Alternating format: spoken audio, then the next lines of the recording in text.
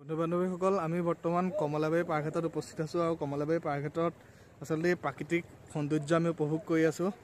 বহু কেইজন ব্যক্তি আমি ইয়াত প্ৰত্যক্ষ কৰিবলৈ পাইছো, যিসকলে আহি পেলাই ইয়াত আসলে পানীৰ মাজত চকী পাইলৈ বহি প্ৰাকৃতিক সৌন্দৰ্য উপভোগ কৰি আছে। এই বিশেষকৈ 4জন ব্যক্তি কেমেৰাত আবদ্ধ হৈছে।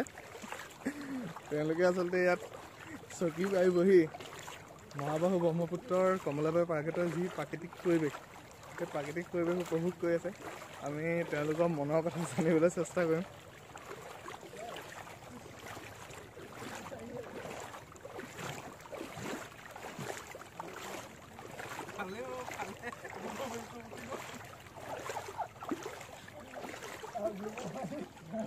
এওঁলোকৰ মনোভাৱ জানিবলৈ চেষ্টা কৰিম। এওঁলোকে ইয়াত পানীৰ ওপৰত চকী পাৰি বহি প্ৰাকৃতিক সৌন্দৰ্য উপভোগ কৰি আছে।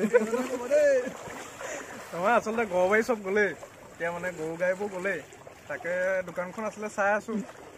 দোকানখনো যাবগৈ এতিয়া, তাকে কি কৰিব, বহি আছো।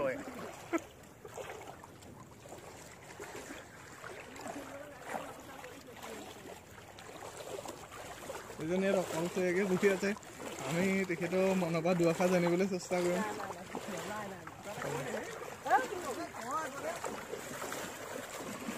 দোকান ইতিমধ্যে উঠি গৈছে, ৰাখিব পৰা নাই, ঘৰ নাই, বাৰী নাই।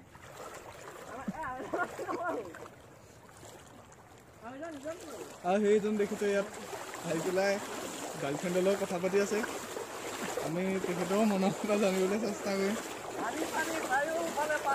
তেখেতে কিজন নতুন কাপোৰ পিন্ধি ফেশ্বন দিছে আপোনালোকে দেখিবলৈ পাইছে। পানীৰ মাজত আমি আবদ্ধ হৈ আছো, চাৰিওফালে পানী, কেৱল পানী। তাৰ মাজতে আমি প্ৰাকৃতিক সৌন্দৰ্য উপভোগ কৰিছো। বিভিন্নজন আহিছে, আমি চাইছো। আপুনি সদায় আহি পেলাই কমলাবাৰী পাৰ্কঘাটত বহি আপুনি প্ৰেমিকাৰ লগত অন্তৰংগ মুহূৰ্ত কটায়। আজি আচলতে আপুনি এই অন্তৰংগ মুহূৰ্ত কটোৱা স্থানটো পানীয়ে আবদ্ধ কৰি ৰাখিলে। আপুনি এতিয়া কি কৰিব? আপোনাৰ বহুত দুখিত।